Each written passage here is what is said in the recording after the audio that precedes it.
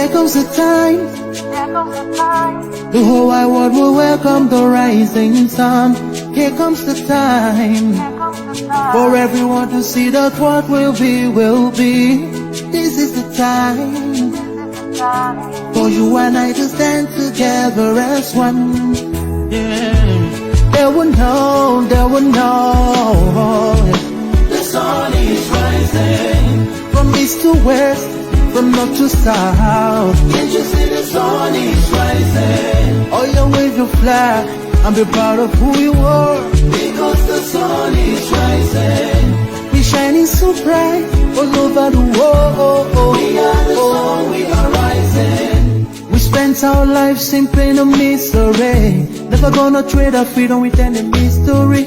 It's affecting our soul and it's killing us slow. With what we've been through, we are far from being good, but we are blessed by Chukwuka Biafra. So we're never gonna give up. We're never gonna give up. There'll be light in the wind of a tunnel. It will shine so bright all time. The whole wide world will embrace us. Nobody can stop us, nobody can cage us, nobody can stand us, yeah. They will know, they will know. The sun is rising from east to west, from north to south. Can't you see the sun is rising? Oh, you wave your flag and be proud of who you are. Because the sun is rising. We're shining so bright all over the world.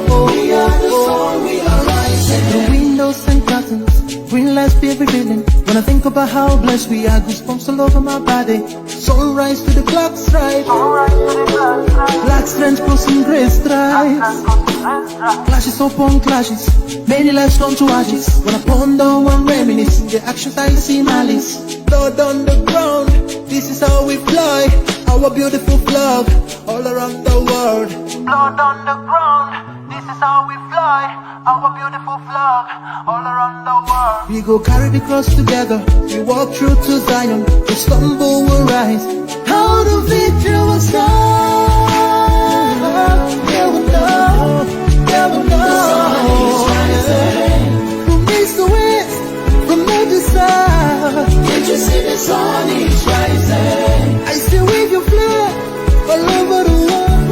Because the sun is rising. I still be shining so bright all over the world. We are the sun, we are rising. They would know, they would know, they would know. Keep our light shine, the sun is rising. Wave your flag anywhere you are. Keep our light shine, the sun is rising.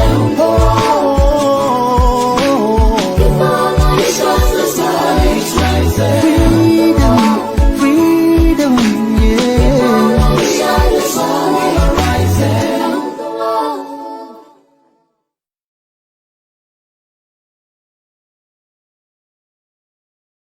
Anywhere you go, anywhere you go. If you don't see woman, no one nigga but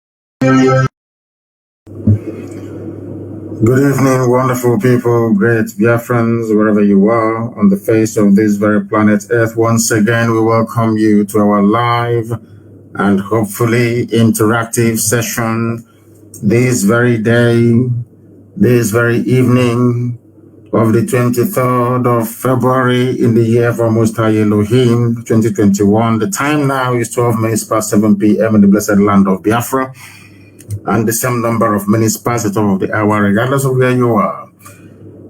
That is to notify everyone who is listening that this is a live presentation, not a replay. How do you know it is a live recording? Is because of the time. Anytime we start our program, we remind you of the time. Because, of course, we do repeat most of our programs unedited. So if you do listen to this program later on, if the time where you are is not 12 minutes past the top of the hour, then you know that you are listening to a repeat broadcast. I welcome each and every one of you, regardless of where you are. And as I welcome you, please allow me to also urge you to welcome all those who are around you. We are live and we are direct, and the entirety of humanity is paying attention to what we are doing. And this very evening, of course, it gladdens my heart that a lot of people are now repenting from their old ways. They have now come to embrace the truth, which IPOB have for long represented. Good morning, good afternoon, good evening, and good night to each and every one of you. Because unlike any other, this very broadcast simulcast on almost 5 platforms. We are on FM, we are on satellite, we are on social media, be it Facebook, we are also on Twitter. We are on Radio Biafra Community app. We are also on Radio Biafra app. Some may want to listen via tuning, Sweet Radio, just name it, we are everywhere. And that is why the propagation of this very gospel is unstoppable. It doesn't matter what the enemies do. It doesn't matter what they will continue to do. We remain resolute. We remain unflappable. We remain determined. We remain unbreakable. And that is why we do not retreat nor surrender. That is why today, the philosophy of IPOB, this very ideology we have preached for years, is now holding sway right across the length and breadth of the damnable zoological republic. As always, my name is NNAMDI KANU.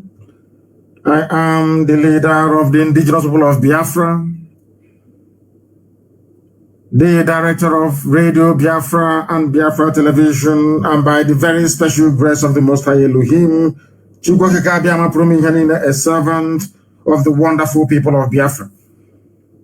I did promise you that I'll broadcast every 2 days because there is need for people that inhabit that damnable zoological republic to understand that their lives are in peril. And together we are going to do whatever it will take to ensure that we save as many souls as possible. That is why we are here. And that is why we ceaselessly continue to preach this very gospel of redemption. But first of all, we must pray before I bring to you what we have in store for you this very day. And I will pray, of course, in the language of heaven. The also says Chineke na nke pụrụ m ihe niile anya anyị na-efe na agọzi aha nsọ ya mgbe niile. Chineke na nke ndị gboo, onye ọ bụ naanị ya bụ mmalite n'ụsọtụ. Onye anyị ji eme ọnụ, onye anyị ji anya isi, anyị enweghị ikike ọ bụla eze ebube. Ọ bụ naanị gị ka anyị ji eme ọnụ. N'ihi na ewezuga gị, ama ndị na-achịwa anyị ọchị. Mana ọ bụ site n'ebere gị na amara gị, ịhụnanya gị, mmeso ọma gị mere ji wee nọdụ were n'ụbọchị nketa. Ma wee na-arịọ ihe ndezi ebere ngọzi ka ị wee mee ngwa ngwa ka ị bịa zọpụta ndị gị, ka ị bịa napụta ụmụ gị bụ ndị Biafra n'aka ndị iro, ka ijikwa otu aka ezi ebube dị ngọzi wee zọpụta ndị Yoruba Oduduwa, dịkwa ka ị wee zọpụta ndị Middle Belt. Onye nwe m, nke kachasị nke biko nye anyị amamihe na ezi echiche, nye anyị ezi nghọta, nye anyị ezi ịhụnanya mmekọta nwanne na nwanne, ozi nna dị ngọzi. Bịakwa ezi ebube onye ebere, ka isi wee tinye ihere n'etiti ndị iro anyị n'ụbọchị nke taa, ha wee na-eri anụ onwe ha, aka nsị ha wee baa ha ọnụ. Bịakwa ka iwe si etu ezi ebube dị ngọzi, bịa ka iwe tisasịa ọlụ aka ha niile bụ nke ha ụmụ ha kwadoro iji wee megide ụmụ gị bụ ndị Biafra. Bịakwa ka iwe chụghachi ndị dị etu azụ, ma tinye ọgba aghara n'etiti ha bụ ndị na-akpagharị wee na-akpagbu ụmụ gị. Bịakwa ezi ebube dị ngọzi, ka iwe chụghachi ha azụ n'ụzọ ọjọọ nke ha na-aga, ka ụgwọ ọrụ ndị dị etu a, ma hope ụzọ dị mma, ma ndị janjaweed niile, ma ndị kalifet bụ na-achọ obodo kwa nzuzu, ka ihere ha wepụta ihe. Malekwanyo wanye bonde na chiruye pomoge bonde Biafra mu IPOB no wanine. Anyo wanye bundi nwe ezi hunanya. Nezi masi ebe ntuziaki wugino. Anyo wanye bundi mbenine na jahan sogema na si kanyi bulegelu chinegena. Kanyi bulegelu wakaka. Kanyi bulegelu onyo bonani anachi. Malenu nani bu mwobonye. Anyamage go kobode kwensu buzu siwe. Anyamage go kabriteni siwe. Bonde na hi hajanuku. Anyamage go kandiro anyi. Mana ọ bụ naanị bonye na-edu anyị ezi nna dị ebere n'ọrụ mgbe ebighị ebi. N'ihi na ọ bụ n'ime gị ka anyị gbapụrụ nna nke igwe wee na-arịọ nchekwa gị. N'ihi na ọ bụ naanị gị bụ onye enyemaka ụmụ Biafra. Ọ bụ naanị gị bụ onye nzọpụta. Ọ bụ naanị gị ka a na-etu Elohim, Adonai, El Shaddai. Chukwu okike abịa mapụrụ m ihe niile. Bikono bịa ka ime ọsọsọ wee napụta ụmụ gị na abụ ọjọọ nke Britain kebara ha n'ime ya. Ka ọ ga-abụ n'ikpete mazụ na Biafra ga-abịa. Eluigwe n'ụwa ga-agba aka ebe ịhụnanya gị n'ime ndụ ụmụ gị. Anyị ga-asị na ọ bụ naanị gị bụ Chineke nna bụ na-ekwesị ntụkwasị obi. Kwere n'ihi Biafra ụwa niile ga-echigheta azụ wee maa na ọ bụ naanị gị bụ onye na-eme amara. Otuto na nsọpụrụ na ịja mmadụ ịsọsọ aha nsọ gị. Onye kere ihe niile kere eke mana onye kere ya. Ugbu a ma ruo mgbe niile ebighị ebi ka anyị na-arịọ gị. Ise, we must pray in the language of heaven because that is the same language that the angels are using when they bow before the throne of the Almighty in heaven. We are going to preach this gospel today. As you may have noticed, my voice is very calm. I want you to get your pen and paper ready. Abandon every vestige of greed, envy, and jealousy. That's your I do know brain. I know everything. Put it to one side for the next hour or two.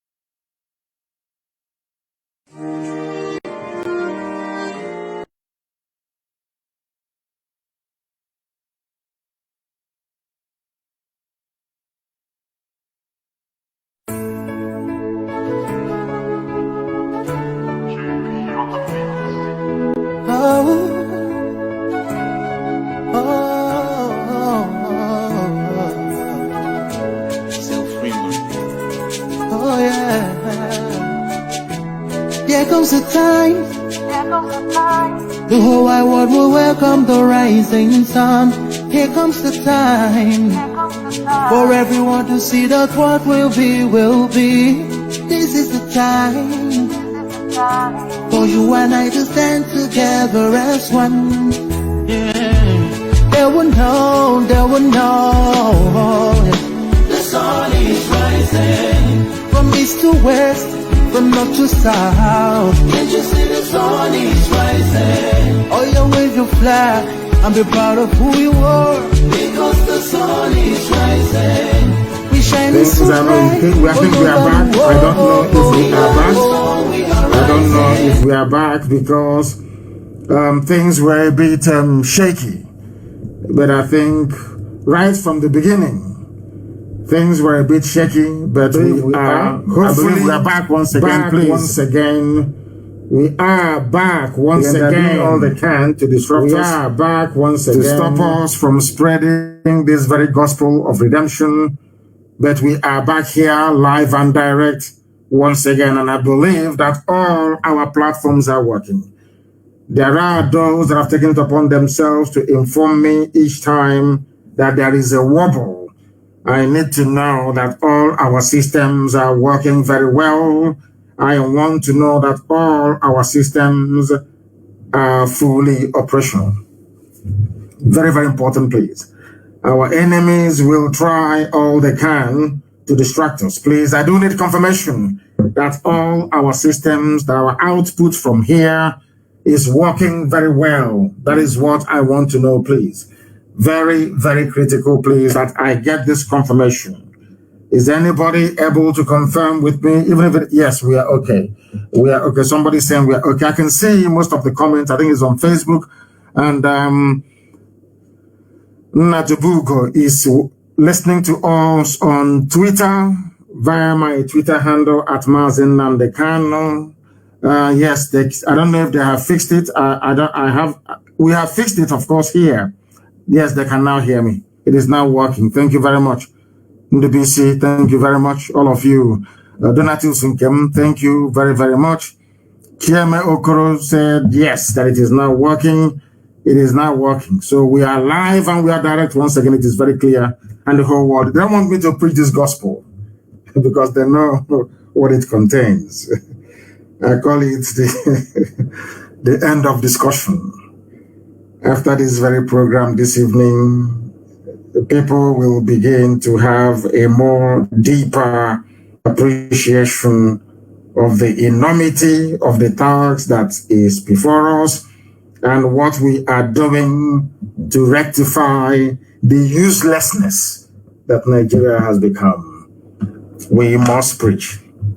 First of all, this very evening, morning, afternoon, or night, depending on where you are, there is no country, nation, or geopolitical space on this earth where a black man is in control of his life, talk less of his destiny. I want you to write this thing I'm saying down, please. Very, very critical. You write it down because what we are going to do, as always, is to try to build a very necessary preamble, lay the foundation upon which we are going to rest our lecture this very evening, this very gospel from heaven.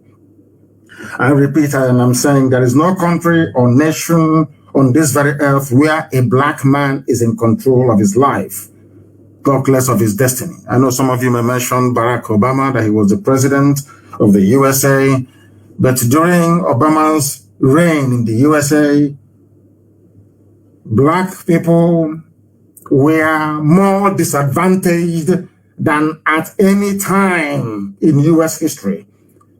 Had Obama's reign in America, or should I say his presidency, been a success, you won't have issues like Black Lives Matter. Black Lives Matter because racist, white police people in America were slaughtering blacks at will. That is after a black man had become the president of the United States of America. Why I'm saying that is for you to grasp the essence of the point that I'm trying to make. That there is no country, nation, or geopolitical space on this very earth where a black man is in control of his life. And I'll bring that to the zoo very, very shortly. Sometimes I wonder if God created us or God made we black people and handed us over as slaves and farm animals to serve other races. That is why anywhere you go around the world, once you are black, you are very close to the dustbin. Do you know they have a caste system in India? Do you know the lowest caste in India are black people? Do you know in Sri Lanka they have a caste system? Do you know that the lowest caste of people, they are black people? Do you know that black people are also suffering in Papua New Guinea? Do you know that they are at the bottom of the pile? I am saying all these things so you understand why these criminals, these vultures, these workers of iniquity are all against Biafra. A simple point I'm trying to make. Because when people are down, you need a force, you need a movement, you need a figure, you need a people to raise everybody up. When Asia was down, it fell upon Japan to lift the whole of Asia. When the Western world was down, it took the grit and the might of the United States of America to grind through the Second World War and still be able to rebuild Europe. Europe was rebuilt with money from the United States of America. Nobody's doubting that. At every period in history, you have always needed a race or a people to stand up and say, or to say enough is enough. It has fallen upon our generation, this very generation of IPOB, and we are saying enough is enough. And of course, and very predictably, we are encountering stiff opposition because the devil doesn't want Biafra to come. The devil doesn't want Biafra to come because the devil enjoys it, because black lives do not matter. Because all over the world, there is no place, there is no country where a black man is in control, or black people for that matter, man and woman, even black dog is in control of their lives. I want you to understand that challenging this very prevailing orthodoxy is the reason why we have so many people within and without against this very promise of God. The same thing happened to Israel. Nobody wanted the Jews to have their own homeland. Nobody wanted them to have it. Even before time, even to leave Egypt and go, they were complaining of exactly the same thing happening in the zoo, because I don't know, for some inexplicable reason, I'm in a spiritual mood this very week. For some reason, the same thing that happened to Israelites are happening to us. If you go to the northern part of the Zoological Republic, they're complaining. They are everywhere. These Easterners, these Biafrans, these Igbo people, they're everywhere. They own the shops, the businesses, and everything. There is envy and jealousy. We want them to go. We don't want them in our land. The same thing that Pharaoh said. We don't want Israelites in our land. But to allow the Israelites to go was a problem. There's something happening in Nigeria. You are complaining every blessed day, and we are saying allow us to go, and you're saying no. The same biblical scenario being played out in a contraption created by man in Africa in the 21st century. How abominable can that be? I want people to listen very carefully. I am not going to be very fast. I want you to absorb all that I have to say this very day. It's very, very critical you do so. A black person has no pride. The reason why I am throwing this line this evening is because I want you to understand the genesis of your problem. Black people do not have any shame. They have no pride. They have no class. They have no sense of decency. Why am I saying this? I know some people are grumbling already, saying, oh, why he's insulting black people? No, I'm not insulting you. I want you to be able to reason. I want you to reason very, very clearly, please. Do you know why I say you have no shame, black people? If you had any shame at all, there is no way any white man can travel up to 4,000 miles and come to your land and take away your name and give you his own name. Do you want me to repeat what I said? Let me tell you why black people are suffering, why we are the lowest of the low. Why anywhere we are in the world, people treat us as if we are trash, basically. It's because we have no regard for ourselves. We have no pride. We have no honor. We have no dignity. Can you tell me why any sensible black person, any sensible human being would call himself a Nigerian? Can somebody please explain that to me? Did you create Nigeria? The answer is no. And now, the other part of the coin is, can you go, the person that came and created Nigeria, can you go to his village and create, let's say, Oduduwa or Hausa in that place? The answer is no. They came to our land. They took away the name Iguacha. They named it Port Harcourt. Some of you are shouting for every day, Port Harcourt, Port Harcourt. And I'm asking you, look at yourselves and what you're doing. Do you think you have any shame in you at all? Because if you had any shame, if you had any honor, you would have done at least what the Indians did. They changed all the names back to what they were before the white man came. And do you think you can go to Liverpool and rename that very beautiful city of Liverpool into anything else from Africa? Do you think the people of Liverpool will even listen to you? They will see you as a madman. Now I'm asking you, why should we in Africa accept it? Somebody will travel for thousands of miles, come into your land and tell you that your ancestors, your grandfather, your great-grandfather, your great-great-great-grandfather, that they had no history. In one stroke of the pen, your life all of a sudden started in 1960. In 1960, your essence as a human being started. Tell me any sensible country in the world where the president is older than the country itself. And then the sensible question that any right-thinking human being should ask is this: what was my history before the creation of this thing you now say is my history? Simple research we do not do. Because had black people been engaged in very rigorous research, they would have a sense of pride and dignity. Even Native American Indians, they have dignity and pride. Europeans wanted to convert them to slaves, to use them in their farms. And the Indians, the native Indians in America said no. You know what they used to do? When the white man turns his back, the Indian will kill him. He may die in the process, he doesn't care. He would kill him. That way they realized that enslaving Indians or turning them into farm animals is not possible. And they went to Africa. In Africa, when they came, Africans only didn't serve them. Africans were willing to sell their relatives in order to please the white man. Because we have no shame and we have no pride. Why am I saying all of these things? Look at the case of Nigeria today.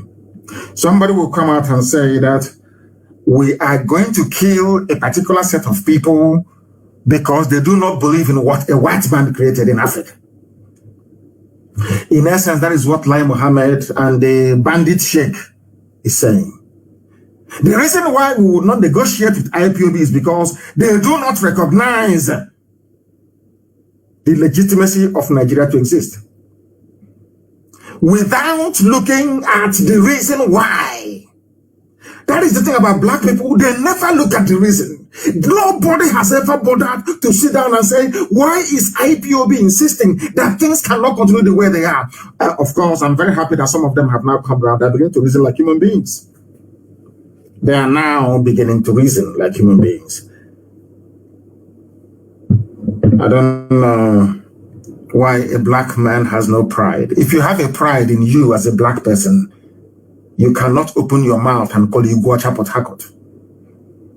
You cannot open your mouth and say Nigeria is my country. It shows you do not value yourself. You don't even trust yourself. You don't even trust your ancestors. You don't even trust God that made you the way you are.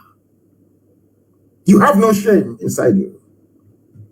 That is why white people can come to Africa and draw our boundaries for us. Give us names they want us to bear. Even those of you who are in Christendom, when during baptism, you see how clever they are. During baptism, they tell you to throw away your old name. If you don't answer Angoreka, don't answer Ifeinwa, don't answer Chibuzo. It's not good. Why don't you answer Raphael or answer Isabella? That has no meaning. I want to point out instances as to why people out of ignorance and foolishness defend one Nigeria. Anybody defending one Nigeria is an ignorant fool. He's a fool and is going to remain a fool forever. It means you are daft, you are hopeless, and you're very stupid. You have no brain.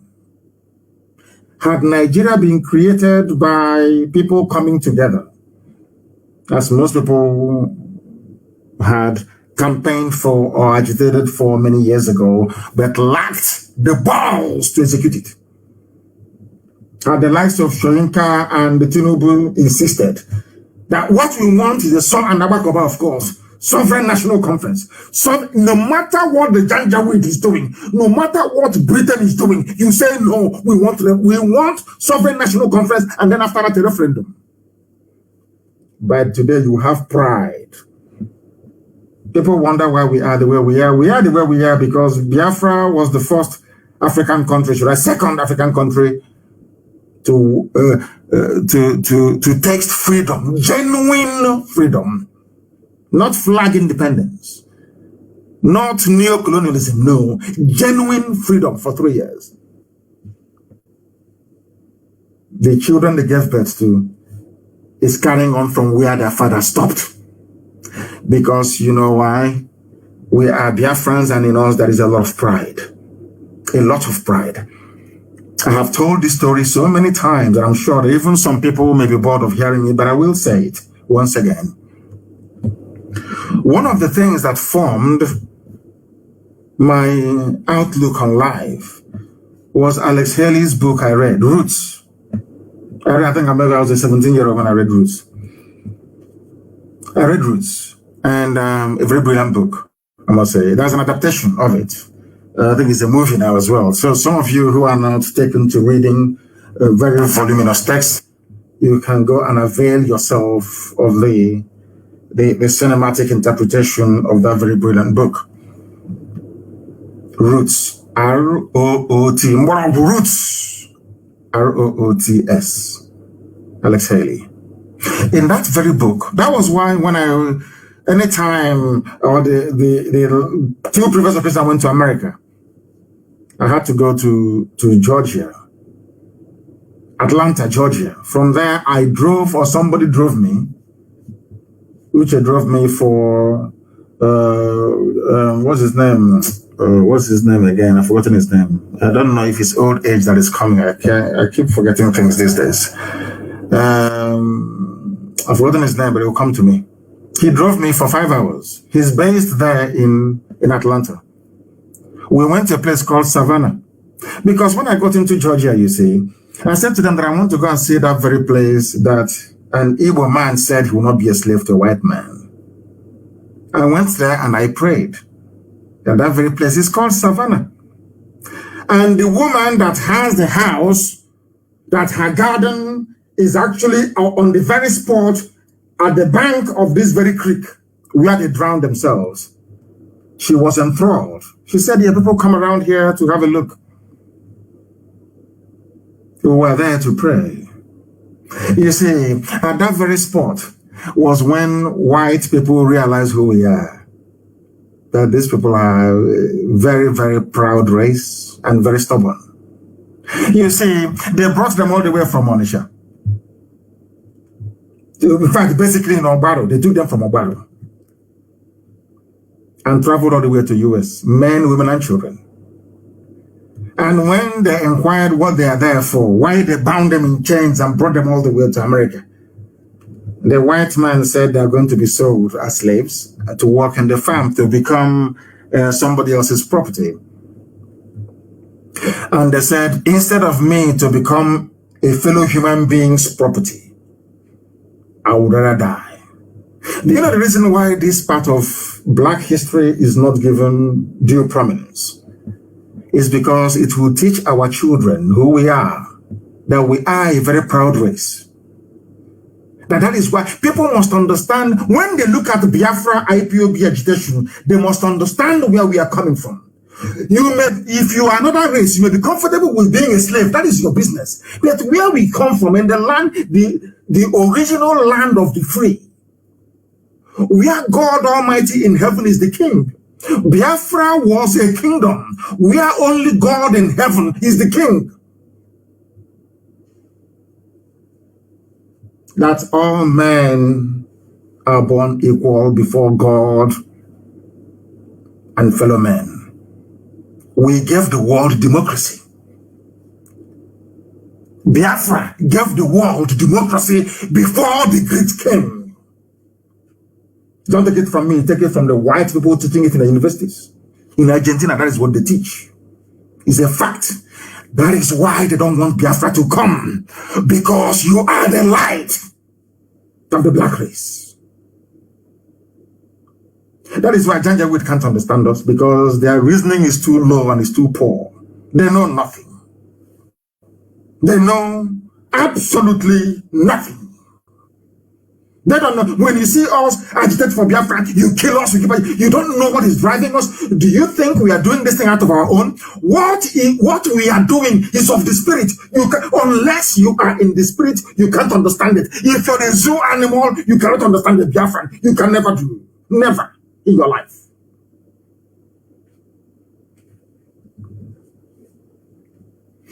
You are in a country where somebody created for you.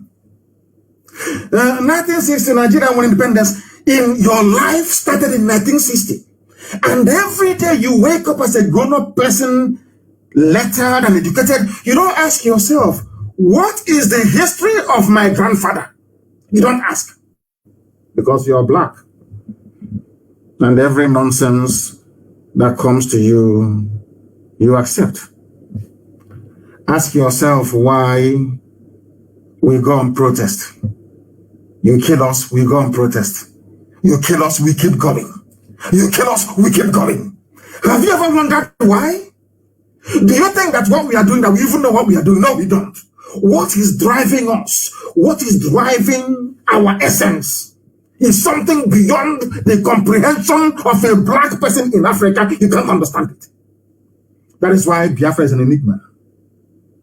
Only the intelligent can. Only the intelligent who are in the spirit can. And because Biafra is down, that is why black people are suffering all over the world. And like do your envy all you like. Be jealous of. Unless Biafra is free, you can never be free. All of you together. So it is in the best interest of everybody to join hands together, that we may liberate ourselves. Now, let me ask you this very simple question. All their years of restructuring debate, all their years of sovereign national conference, all their years of talking for constitutional change, has anything happened? No. Ask yourself, why is it now that everybody is talking about change, that something was give? Had IPOB crawled back into its shell, we're at the height of the persecution, do you think that we would have given people the courage to say what they're saying today? People are saying what they are saying because they know that the zoo was unable to suppress IPOB. Anybody talking anywhere in Nigeria is because of IPOB. Anybody anywhere standing up and shouting, it is because of IPOB. Do you know why? Because that's how God intended it. You see that race of people from the east, from Igodomigodo, all the way to Ambazonia, people of the east. You see that very little place that Islam could not come into. You see that very place? Do you know that it was done for a purpose?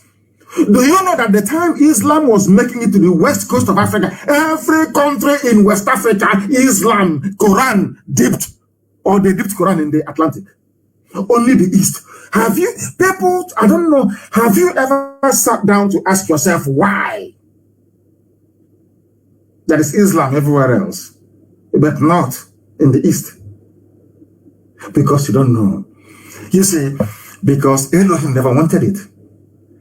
God never wanted it. The reason why God allowed white man to bring his New Testament into our land is because he wanted to teach us a lesson. We are doing very horrible things at our temple in Arachugu. Very horrible things. And God was upset. The same thing that happened to the temple in Jerusalem was what happened to us. But after 2,000 years, Israel rediscovered itself. And when Israel was about to be established, they said, no, don't go into armed struggle. Don't do this. Keep talking, keep talking, keep talking. And a very brave man, Menachem Begin,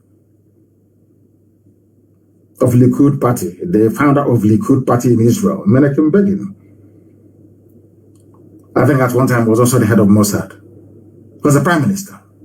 Courageous and brave man, loved by God and men, only hated by the enemies of God. He said to hell with everybody. Do you know that it was Britain that was manning, they gave them what is called the Palestine Mandate, because by then they shared the whole world amongst themselves. They divided everything, all the colonial powers, they shared the world amongst themselves. Britain also got Israel. The same way Britain got the zoo with Biafrans in it, their own was the Palestine, the Holy Land of Israel. And they asked Britain to leave, that the children of God, that God said the time has come for his children to return. Britain said no. Go and read your history books. Britain said no, they're not going anywhere. Do you know what Menachem Begin did? They used bomb and dynamite to blow the British away from the land of Israel. And in the end, Israel was restored. That is the reason why I love the Bible so much. When they say that the kingdom of God suffered violence, and only the violent can take it, and with force. If you restudy the history of Israel, it's very clear. When Israel was begging, oh, you're killing, you know what that thing we used to do? You're killing us here. Nobody will listen. They were slaughtering Jews all over the world, slaughtering them for nearly 2,000 years. Nobody did anything. Until one day, European Jews said, you know, they are going to kill us anyway. So we might as well put our life to a very good use while we still have it. We are going to have a state of Israel. And it happened. People said it wouldn't happen, but it happened.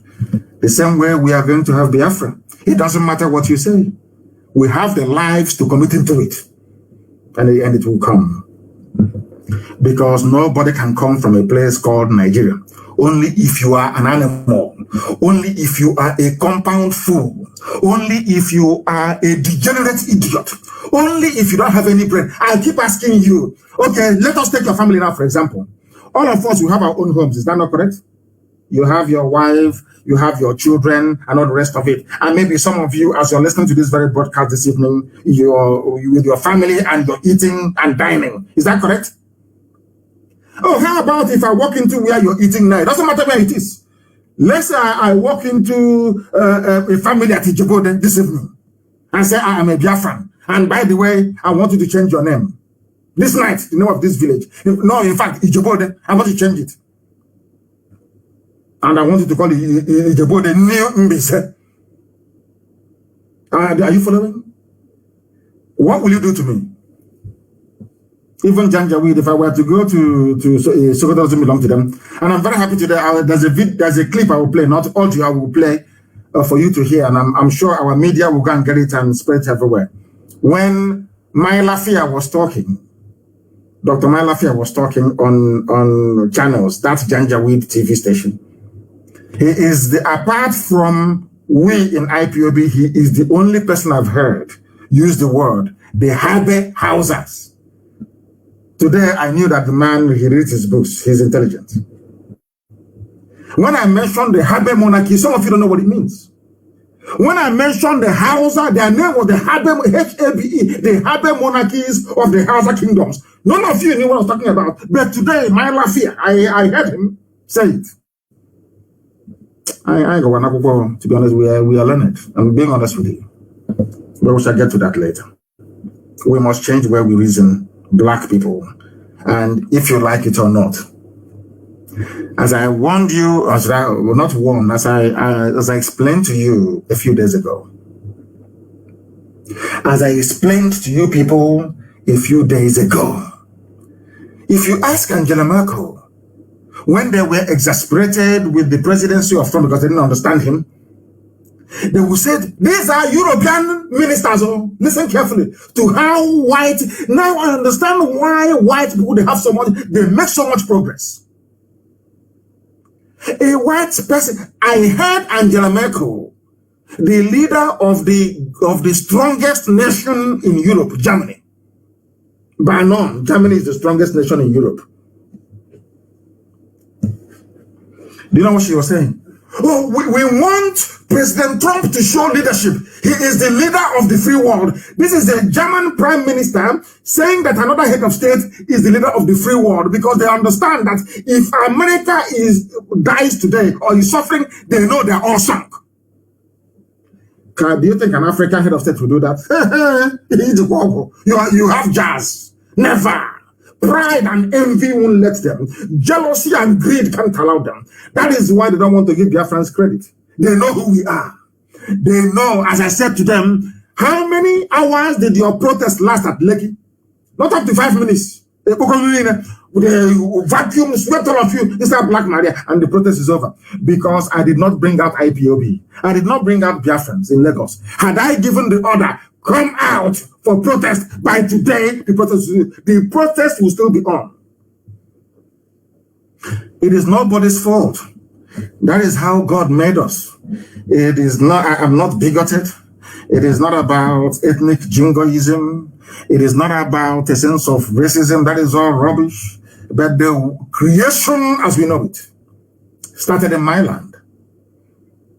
Creation, God Almighty in heaven, chose Biafra land as the center of this very earth. 0 longitude and 0 latitude. Go and check your geography textbooks. 0 latitude and 0 longitude, where sunlight meets darkness. The center of this very earth is in Biafra land. That is why Britain created Greenwich Mean Time, moved it 1 hour to the left. Who doesn't know that? That is why they're afraid of us. That is why they cannot get any conviction in any court in the world. That is why they're even afraid of us, of trying us in their own courts. That is the reason why we are as formidable as we are. But the devil will try. The Prince will try. As they did against the emergence of the glorious state of Israel. They will try, but they will fail in the end. Because we represent the light. Do you know that darkness has no power? You see darkness. You see, darkness has nothing feeding it. I want you to understand and relate this very analogy to the zoo called Nigeria. You see darkness, or actually darkness. You know when NEPA takes light, there is darkness everywhere. That darkness has no power. Darkness is only acting because there is no light. Once light comes, it disappears. And it can never come. As long as that light is on, darkness will never come close. Never, ever, ever. It can never come close. Have you done a simple experiment? Because you see, darkness, you know, when you're going out at night and there is no light, there is darkness everywhere, is because there is darkness in nature. Nothing is fueling it. There is no generator generating darkness. No, it's there, just there. Like Lucifer. Once, you see, for you to defeat darkness, you need to generate electricity or light. And to generate light takes energy. You must do something. You can't keep quiet. You must do something. If you don't do something, you continue to live in darkness. So that time you put the battery inside your torch and you on the torch. What happens? Darkness along that line flees. It can never come as long as your light is on. As long as your light bulb is on, there is no way darkness can come. But darkness, it doesn't cause darkness anything. Like the Fulani Janjaweed, it doesn't cause them anything to destroy. But to overpower them, you must come together. There must be synergy. There must be energy. There must be momentum. You must have that thrust. By thrust, I mean T-H-R-U-S-T, not T-R-U-S-T. Now you understand me, don't you? Now you understand me, don't you? I insult black people because I want them to develop some sense. Begging them doesn't work. This is black. But how can you explain to somebody who is a PhD holder, who is a professor? A professor who will open his mouth and call his land Port Harcourt. You're a professor of maybe nuclear science. That means you have no shame and you have no pride. We all mask our collective impotence. You know, blacks are very impotent. Especially when you go onto Facebook and see the wish. When we are arguing about separation and freedom, many years ago, some idiots are talking rubbish. Nigeria, one Nigeria, patriotic Nigeria. Look at the idiot. Patriotic who? You mean patriotic product of Frederick Lugard. Nobody is a Nigerian. You dimwits, you morons. No human being is a Nigerian. That is how daft you people are.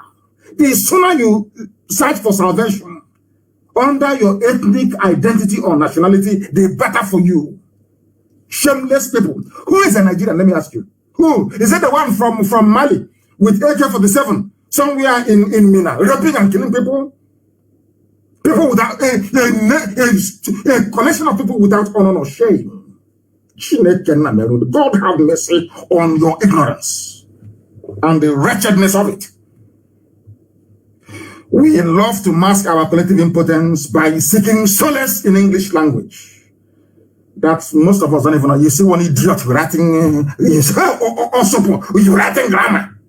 Ask him to explain that grammar, he doesn't know. He doesn't know what he's writing. But because the word sounds sweet, just like when we learned the phrase, circumstances beyond my control. Anything you ask somebody who says circumstances beyond my control, he doesn't know, but it sounds nice in the ear. So you say circumstances beyond, even out of context they use it. That is what happens to all these idiotic intellectual grammarians on Facebook writing rubbish.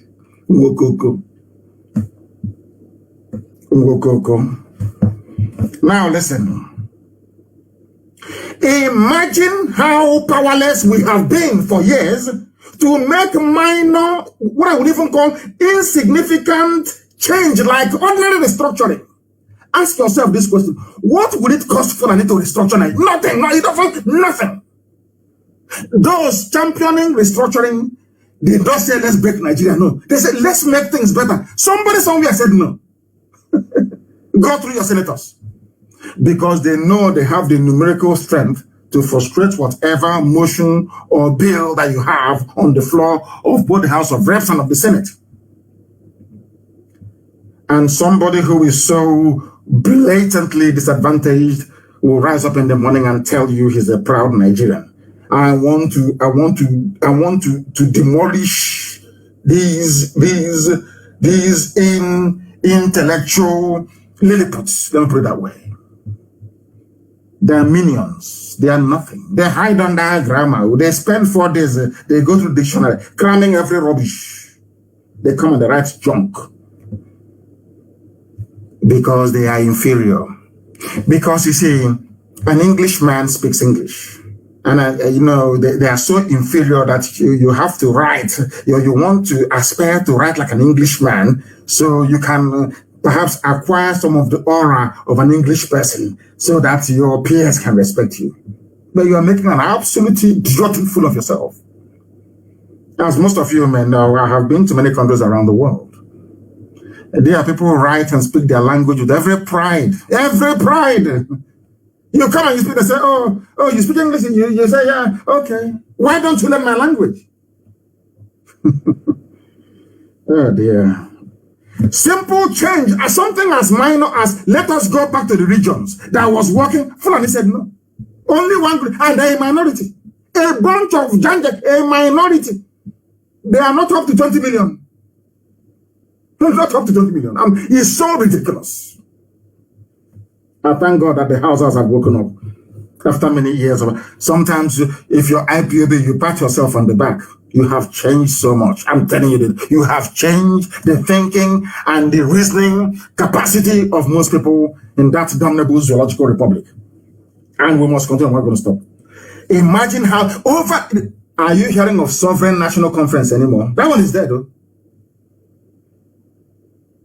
Simple, minor, even insignificant change like restructuring the political landscape. They said no. Because you're a black man, you don't have the power to do anything. This UG. Something that should help move a country forward. Some idiots in the same country. On the contrary, some of the so-called agitators for restructuring. You know what they're waiting for? They're waiting for Britain to say something. Not to say, but to do something. They want Britain to pick up the phone, the Prime Minister of Britain, US President, then call whoever is in Asoro and say, now it's time for restructuring. And you know what they got that nonsense from. It was during Abacha's time. None of you were able to remove Abacha. He was a very deadly dictator, a very brutal one for that matter. Abacha was killing left, right, and center. Yet in KANU, there is Sani Abacha Stadium. Somebody who is acknowledged to be a mass murderer. The same thing they did with the regime, the murderous regime of Abacha, is what they are doing with Fulani headsmen, Mietiala, killers and murderers. They always defend their own. And somebody was, I remember in those days, they said their zoo national team, Green Eagles, were going to play as this Super Eagle. I don't know what eagle they are now. Or maybe Dark Eagle or White Eagle, I don't know. That they were going to play a football match in KANU at a place called Sani Abacha Stadium. And I remember the white commentator saying, come on, Sani Abacha Stadium? Was that not the dictator? Sherman left everybody and was doing me. He had a happen now, like them. Left everybody and was holding me. Now you understand it, don't you? The same way they are defending it. Is it not Buhari, the dead one, or the real Buhari? When that dead Buhari was, do you remember when Buhari said that Abacha did not loot any money? Have you all forgotten? One Nigerians. You see the way you reason? That is why I feel sorry for all of you. You're one Nigerians. Your stupidity cannot be weighed on a scale. Your idiocy is legendary. I'm telling you. Sani Abacha Stadium. And they said Abacha did not steal anything. Hiding under English. It's common destruction you cannot do. Ordinary. Everybody agrees it may help. You cannot effect, you cannot do it. Because you're waiting for a white EU, white America, white Canada, white everywhere to do it for you. Because it was America that killed Abacha, not you. You are impotent and you're powerless. And it wasn't Africans that got independence for Africa. It was the United States of America warning Britain and the whole of Europe to get away from Africa. That was what happened right after the Second World War. Anybody telling you that they fought and they got their flag independence is a liar and is a deceiver. Do you understand? I think it was Harry Truman that said to Europe, oh, enough of that rubbish, that useless colony you have in Africa. Get out! And they went out. The same thing happened during the Suez Canal crisis. Some of you may not know because you may be too young or you are ahistorical because you don't read books. There was a very brave, young military officer in Egypt called Gamal Abdel Nasser. And he killed, what's his name again? He killed the very moderate Egyptian prime minister, or they said he was killed by the what's it called, Islamic Brotherhood. He assumed power. Britain left Britain. They want to come to Africa to be collecting toll gate, checkpoint. They set up checkpoint as Suez because it's far more easier, like the Panama Canal, far more easier for ships to use the Mediterranean Sea to cross through the Suez Canal into the Arabian Gulf. Is it a Gulf of Eden or is it Arabian Gulf? One of the two. The Arabian Gulf. As they call it, Gulf of Eden. Because that way the ships, rather than going through South Africa, the Cape of Good Hope, and coming back up again via the Indian Ocean, a very long journey, you cut that journey short by taking a shortcut. Britain built a toll gate in Africa. When NASA came in, NASA said, you cannot come here and be collecting money, tax on my father's land. You have to go. Britain said no. NASA took it over by force. I think it was Prime Minister Eden in England, in Britain, that sent British expeditionary force to go and retake Suez Canal that doesn't belong to Britain by force. The Suez Canal Company. They went into Suez Canal after 2 or 3 days. Eden got a phone call from the US president in no uncertain terms, told him to get away from there, it's not yours. That was how Britain withdrew. Because Britain listened to USA. Because USA take care of British interest as well. Now, do you understand how they play this politics? Do you understand it? in your own land, you cannot even bring about a simple change. Ordinary restructuring, not even freedom. Ordinary restructuring you cannot do. Always blowing useless, senseless grammar that has no meaning. After blowing grammar, there's no light, no hospital, no good roads. After blowing grammar and putting on tie in the middle of the afternoon, also speaking grammar all the time, and nothing is happening. Intellectuals everywhere. We mask our country impotence by seeking solace in English language we don't even understand, most of us. Always waiting for white people. We are not going to wait anymore. We are better off dead now. What are we doing with life? This stupid, useless life. A life where somebody can come from Mali with AK-47 and go to Zombe and decide to rape a grandmother. After raping the grandmother, you say they are misunderstood. You misunderstood them. They are my brothers. According to Sheikh Gumi, is that the type of country you want me to be in? Are you mad? Are you sure you're well? Are you sure you are well? Are you sure you are well? Intellectuals everywhere. But now they have come back to that. Most of them have come back to the senses. We need to get off our lazy asses to make lives better for ourselves by seeking freedom for everybody. I said mass overdose of freedom. Freedom is like vitamin C. In actual fact, it has no overdose. More freedom is better for everybody. And that is the freedom that we are seeking for everybody, for every dick, every thumb, everybody must be free. Everybody must be free. They caged you in the zoo, treating you like animal, the same way they treated your fathers, they're treating you, and you take it. All you do is you complain, you mourn, and you go back and you sleep. Not in IPOB, we don't do that rubbish. Look at how successive governments in Nigeria adopted what I call the pauperization. I want to get this so people understand. You know when you turn somebody into a pauper, into a very poor, wretched soul. I call it the pauperization philosophy of the Fulani Janjaweed. You know what they do in their feudal system? They become wealthy by impoverishing everybody else. You have to be poor. Only their children will go to school. Only them will have houses in Dubai. The ordinary Hausa man on the street is doing Babiala with no hope for his children. But even Fulanis are suffering. It's only the feudal lords. They have educated, semi-literate feudal lords of the Fulani. They brought in that mentality. Some of you don't know why you don't have light in Nigeria. Sometimes I look at it and I laugh. A country that has coal, abundance of it, you have wall-to-wall sunshine every blessed day. You have tidal waves along the coastal lines. You have dams, you built dams, yes? You have gas. Let me repeat, you can generate electricity through thermal, which is coal, through gas, through wind, through waves, sea waves, through hydroelectricity.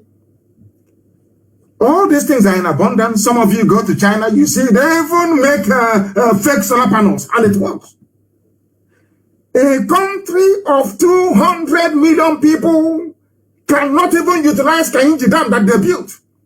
A country of 200 million people they bring out gas from the ground. They ship this gas to Europe, to South America, to Asia.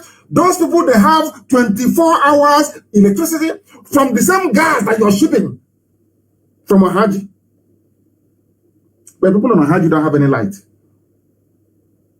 I don't know if I'm making sense, if people can understand what I'm saying.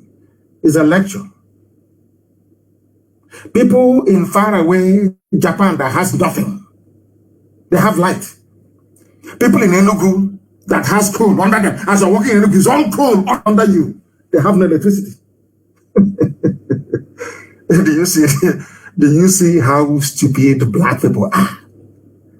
Sometimes, to be honest, if you sit down and begin to ponder how useless black people are, you will go outside and you commit suicide. I'm telling you the truth. It's a simple question.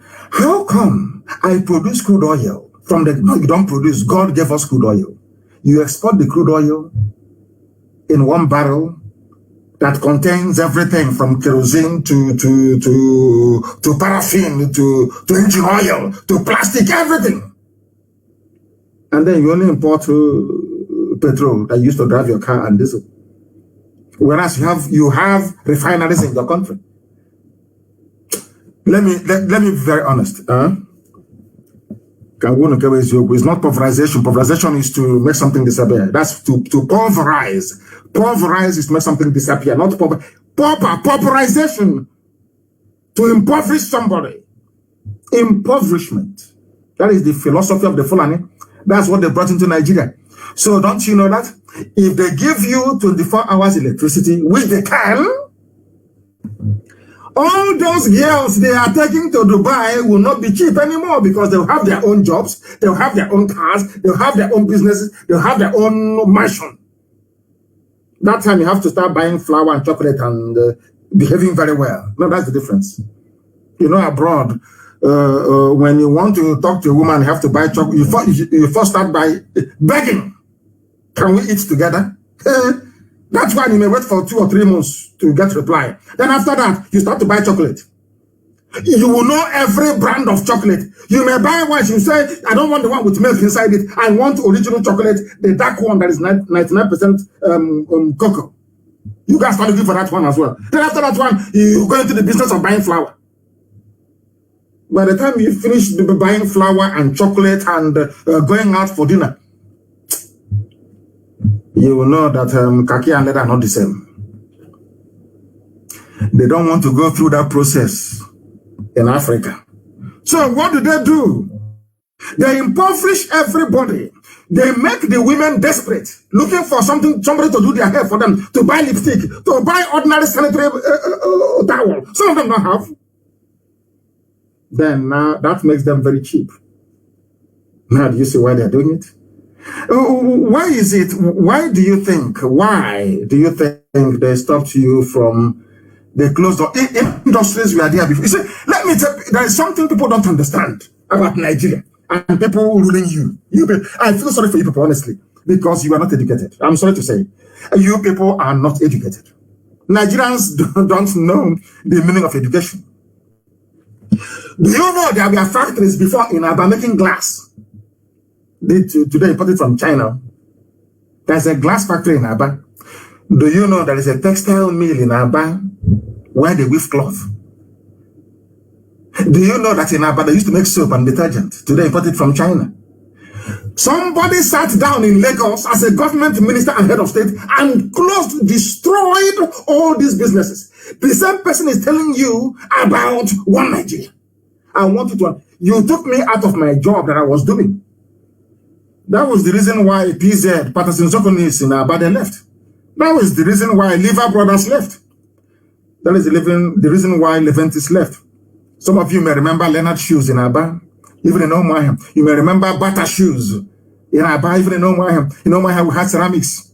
We had Golden Guinea. Uncles were working there. Aunties were working there. Economy was very good. Nobody was complaining. Nobody was begging. All of a sudden, one single day, one idiot from Abuja and Lagos decided, let's make their life difficult.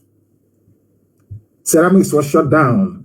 Golden Guinea Maya shut down. Olon Nampam plantation shut down. A glass factory in Aba is no longer working.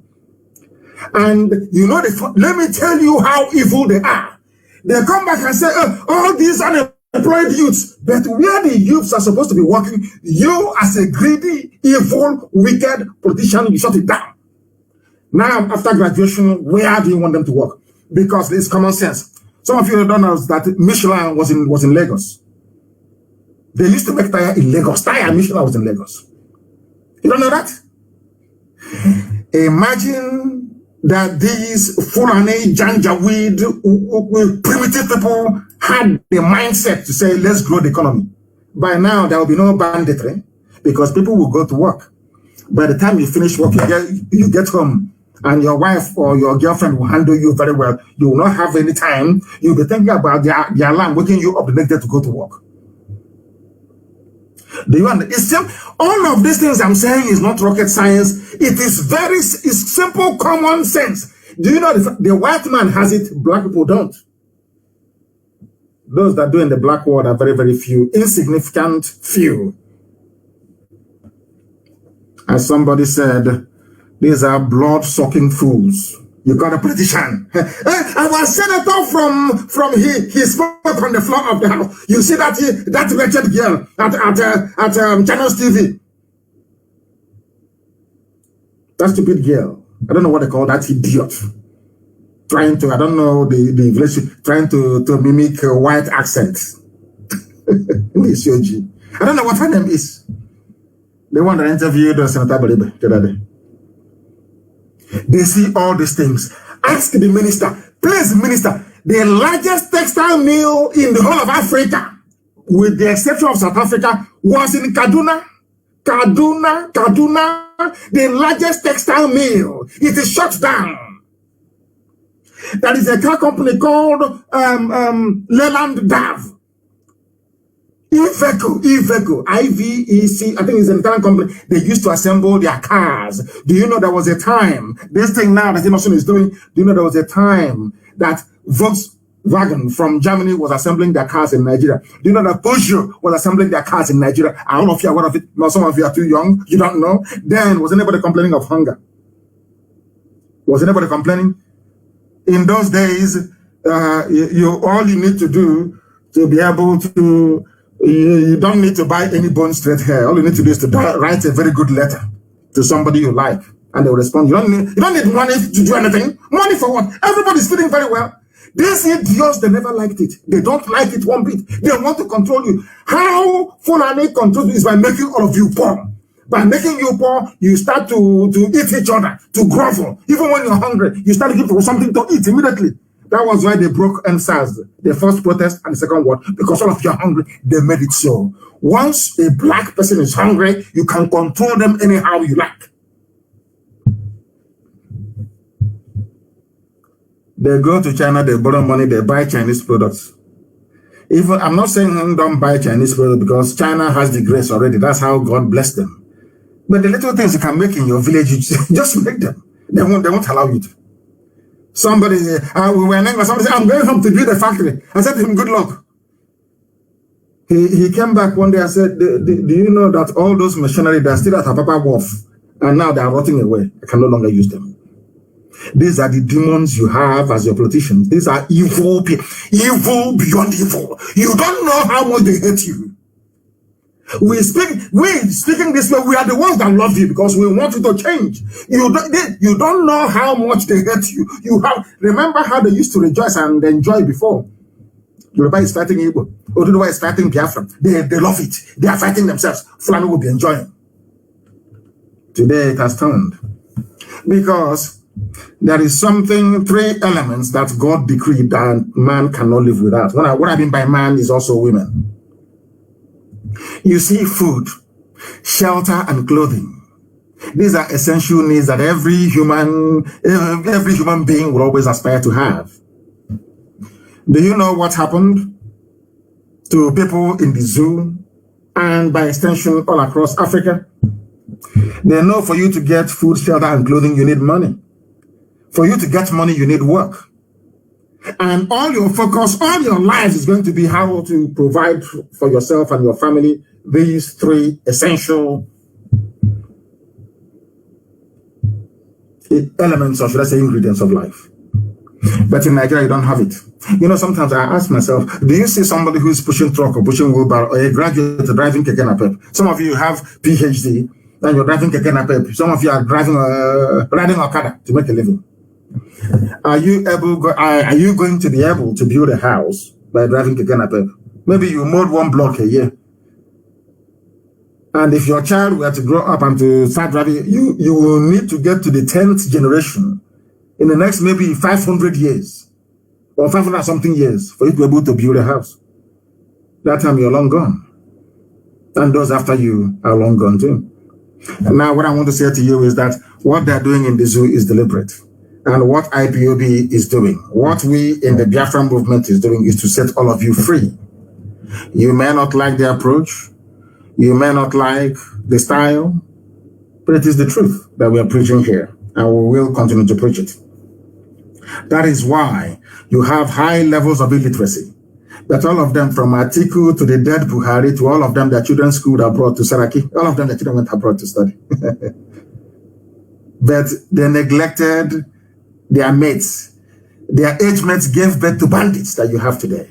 The murderers and the killers and the terrorists and the rapists you have. Do you see how it's called the irony of life? And that is why we must be free. They see illiteracy, ignorance, and chronic poverty as a tool with which to control the population and manipulate them. That is why Roger Sokrocha was able to rent his own thugs and who posted them as his own thugs. These are hungry people, hungry youths. They have to feed and eat. Why do you think have thuggery and cults and all this rubbish? People are idle, they're not doing anything. And as they say, an idle man is an idle mind is a devil's workshop. Isn't it? You know, we are one of the people that when I read a book, I take something from the book and I practicalize it. But some of you read just for reading's sake, if at all you do. Thank goodness that today, northern so-called minorities, northern minorities are waking up. Hausa people, the happy Hausas are waking up as well. They own the land of the north. Northern Nigeria today is a land of happy Hausa people. Not Fulani. Not Fulani, never. Can never ever be. And Hausa people must rise up to take their land back. It may seem impossible, but believe you me, by the time we are rising up everywhere, these murderers and killers and rapists from the vulture-infested foothills of Jalon will head back from whence they came. You must understand this. How is it that 200 million people cannot effect a change against an oppressive gang of people, 2,000 lunatics, calling themselves politicians? Are they up to 2,000? No, they're not. And they're back up. Let's give them credit. Let's round it up to 20,000 people. 20,000 people oppressing 200 million people. It reminds me of how white people came into Africa with only 20 men and conquered all of us. Look at where we are today. And we allow these 20,000 people every blessed day to be ruining our lives. Why do you think that politicians own newspapers in the zoo? Name one independent publisher you have in Nigeria. They are all financed by politicians because they want to keep you locked down in your ignorance and your perpetual cycle of poverty and deprivation. It's time for these 200 million people to rise against the wicked 20,000. Wicked and evil. These are people at home. They are evil people. Evil. Lunatics. And the funniest thing is, with the help of Britain, they dominate the political space. Ask yourself this question repeatedly until it sinks in into your black skull. Ask, why is it that 200 million people are so docile and imbecilic? That 20,000 telling you went to the structure, went not to the structure. Who told you that? A republic means a nation run according to the will or dictates of the public, of the people. That is some of you don't even know of republic. Anyway, you have His Royal Highness in a republic. Oh God, what a contradiction. I am happy that today our own intellectuals are now beginning to see the light, of course. Before they were in darkness, they are now in the light. As we have always said to you, we in IPOB, we are the children of light. We represent light in here. Light. Now people are coming from darkness into the light. And why am I saying this? The rate at which Efulefus are repenting these days, I see them, some of them on social media, some of them are asking me for forgiveness. I'm just happy. You know what they say, when one person repents, there is joy in heaven. All I have inside me is joy that people have now seen that thing that we saw many years ago. The rate at which they are repenting these days, some of them, people send me their write-ups and I'm saying no. They say no, it's him. That intellectual, he has now converted. He now has reason. or should I say reasoning capacity. The rate at which they are embracing the ideology of IPOB, you will think that rapture is about to happen, or that maybe that Jesus Christ has landed somewhere and making his way to the zoo called Nigeria. And following behind him is Prophet Muhammad, at the rate at which people are these days converting. We have succeeded in resetting the minds and the brain of your average Nigerian. Everybody, go to the TV and write off. Everybody now speaks like IPOB. Everybody, everything they're saying is now what IPOB used to say. This very indigenous people of Biafra, this noble family that never capitulated, they stayed strong, immense. Despite the slaughter after slaughter, they remained. That is why, for me, it may sound a bit incestuous, but for me, the only people that I have regard and respect for is IPOB, to be honest with you. The only people I have regard for is IPOB, nobody else. When other people were falling by the wayside, IPOB held on tenaciously and doggedly to this very ideology. That separation is the best solution. People are now beginning to reason properly. And above all, they have now acquired the courage to speak out, and I welcome it. Somebody wrote a very compelling, a former intellectual, he wrote a very compelling article. I couldn't have written it myself. I couldn't have a very good argument, and I want to use it to drive home. Hey, 2 hours are enough now, but I want to preach the gospel of heaven. Because you will see it happening. Gospel of heaven, that's what I preach. You, as of course, most of a very handful of you, as black people, you will always find reason to be black in terms of your stupidity. But here, I don't have time for such. This very former intellectual wrote, United Kingdom, listen carefully, please, you Nigerian. I want to make an average Nigerian appear as stupid as he or she is. I want to use this article written by a former an intellectual before castigating IPOB. He has repented, and I want to read for you what he wrote. To tell you that, as I always said, in the end, we always win. It doesn't matter what you do. We will wear you out in the end. You will see who post what happened to him. In the end, we win. Always we win. Now listen. United Kingdom, the people that created you, you Nigerians, your creator, God did not create you. Stop. Every Nigerian should stop saying God is my creator. God did not create you. I can tell you who created you. And at the precise moment when she created you, I will say she, in this case, for sure. God did not create any Nigerian. The man that created you and the woman, they are both dead. That is why the zoo will die. United Kingdom was formed by the people of United Kingdom, not a foreigner. This intellectual rights. But the same United Kingdom will not allow we black Africans to freely determine our own political future. Are you listening very carefully? Britain was formed by Scotland and England coming together in a meeting, in a sovereign national conference. Let's use that term. In a confab, they came together in a confab. And Scotland and England decided we are now going to be one under these terms. Some of you don't understand the United Kingdom because you call it London, so I forgive your ignorance.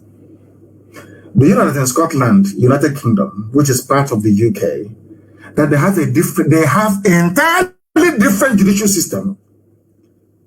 The Scottish court is called the Scottish Court of Sessions. In England, it's called the High Court or Appeal Court. In Scotland, they have sheriff till tomorrow morning. In England, you have chief constable. Different policing. Different legislature. Scotland, they have their own flag. England have their own flag. Wales, they have their own flag. Northern Ireland, they have their own flag. Everybody's on their own. Even the education system is not the same thing. In Scotland, people still go to university for free. In England, you go with a loan. All these things are there.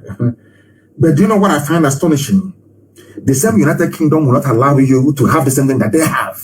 Now, ask yourself this question. Why is it that they don't want you to have what they have? Now you understand it. Now you understand it. Black people, when will you receive sense? This UG, black, when will you receive? Britain is against restructuring. Britain presided over, should I say superintended, the slaughter of 5 million people because they don't want you to have what they have. Ojukwu went to Aburi to go and negotiate confederation. Regionalism, the same thing you have in England. The British High Commissioner then in Lagos told the Fulani people to say no. The records are there.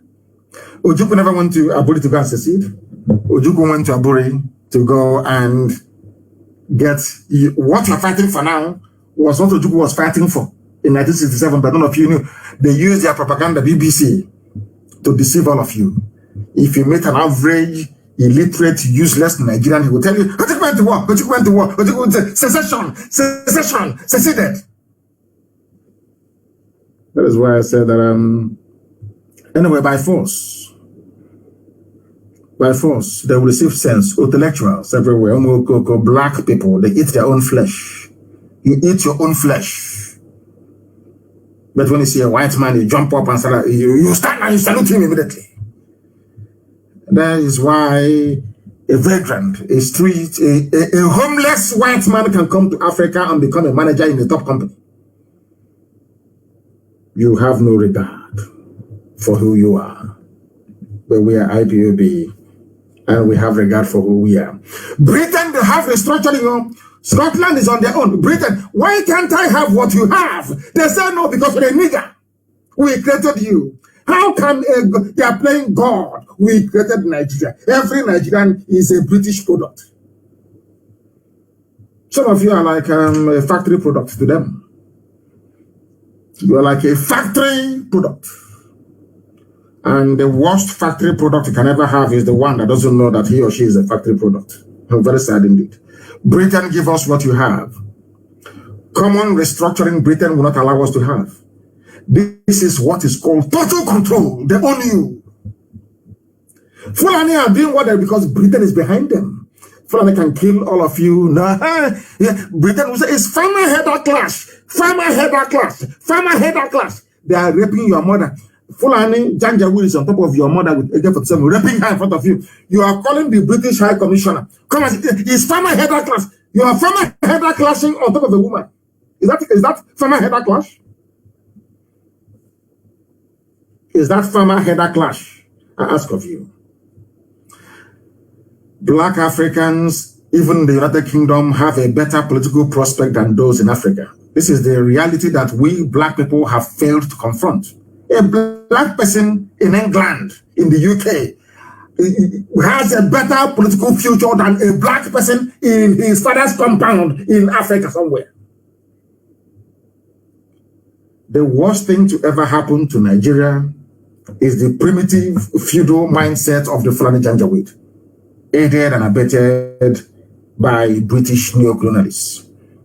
I do not honestly think that any African country, honestly speaking, qualifies to be a member of the UN. What we have in Africa are artificially created political enclaves under the domination of their colonial masters. It is called neocolonialism. The brain of a black person is designed to engineer hardship. Why do you think they shut down all the factories? Why do you think there is no electricity? Because they want to make you poor. English, Scottish, Welsh, they came together in 1707 to form a union. They decided to call their new formed Union Kingdom. The union was between the Kingdom of England and the Kingdom of Scotland. The Kingdom of Ireland joined them in 1801. The union became the United Kingdom of Great Britain and Ireland. Even they respect Ireland, united based on common goals and interests. And they had a treaty. Where is the Treaty of Nigeria that bound Nigeria to? Where is the treaty that says that a Yoruba man must be in a country with Fulani man? Where is the treaty that says a white man must be in the same country with a Nupe man? Where is the treaty? Where is it? None.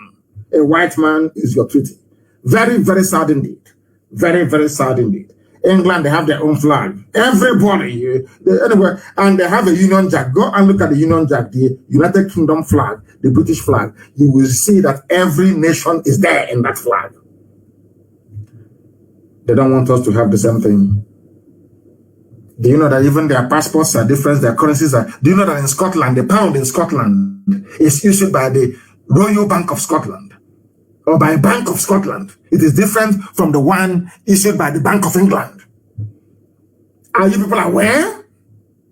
But I keep asking myself, why is it that Britain, you have all these things? You don't, oh, okay, I'm sorry. I'm sorry. You created us. I'm sorry. We don't have any say. Sorry, sir. Sorry. So sorry, Colonial Master. I spoke out of turn. What has one Nigeria done for you?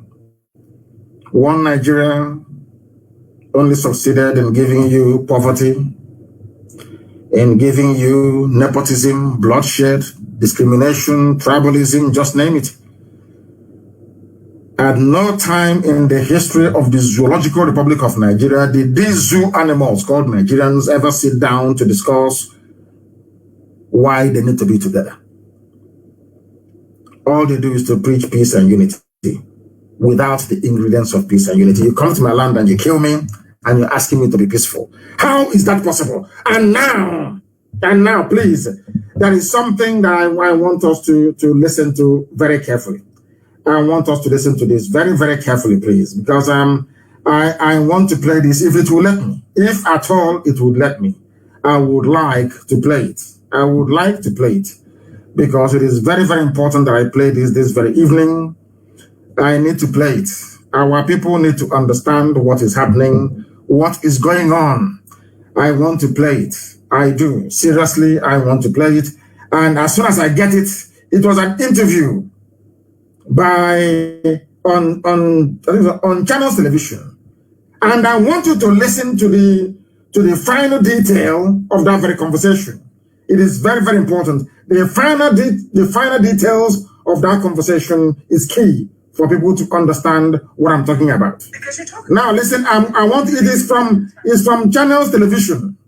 I want you to listen to this very interview very, very carefully, please. Very, very carefully. Please listen. Recent times, we've also seen even Fulani ethnic groupings suffer some of this violence. In Sokoto State, for instance, the people who were attacked were Fulani in Zamfara State. This girl is defending at Channels TV. She is defending Fulani Janjaweedism because they give her money. Maybe one of them have taken her to Dubai to do shopping. She has bought, I think she bought a new blouse. I've not seen her before because her wardrobe is very poor. She bought a new blouse now and changed her glasses. So whoever took her to Dubai, she needs to defend the person's interest. That's what she's doing. Let us listen to what the girl has to say. This is the main anchor whatever her name is, on Channels TV. One of those doing the bidding of Fulani Janjaweed. Listen. For instance, the people who were also attacked, just a moment, the people who were attacked were also Fulanis. In Kebbi State, where we also understand that there is a vibrant farmer Fulani population, they have also suffered some violence from this so-called herdsmen. So can we really say it's about an ethnic group, or is it, something that we're yet to really put a finger on? To be honest with you, I use the word Fulani as a generic term. We have armed militias, many of them from foreign lands. When you speak Hausa, and I speak Hausa like a native, I speak it better than my maternal language. This is my life here. Okay? And when somebody opens their mouth, you know precisely what kind of Hausa they have. Whether it is Hausan Kano, Hausan Zaria, Hausan Zazzau, Hausan Kasana, Hausan Sokoto. And when you know Hausan Niger, Hausan Mali, you know it. Many of these people are foreigners. We call them Fulanis because that is what they call themselves. And but I think this is more than just Fulanis. But I think you are, if I may respectfully disagree with you, the killings in Zamfara ethnic, it is actually Fulanis killing normal Habbe Hausa people, indigenous Hausa. Did you hear that? Fulani are killing indigenous Habbe Hausa people. This is from Dr. Mailafia. He speaks Hausa more than most Hausa people. Are you listening? Do you want the same thing to happen to you? Hausa gave them everything. Gave them Gobert. Gave them all their cities. Killed their kings for them. Fulani is not happy. Even after nearly 200 years, Fulani is still killing. They are killing Hausa today.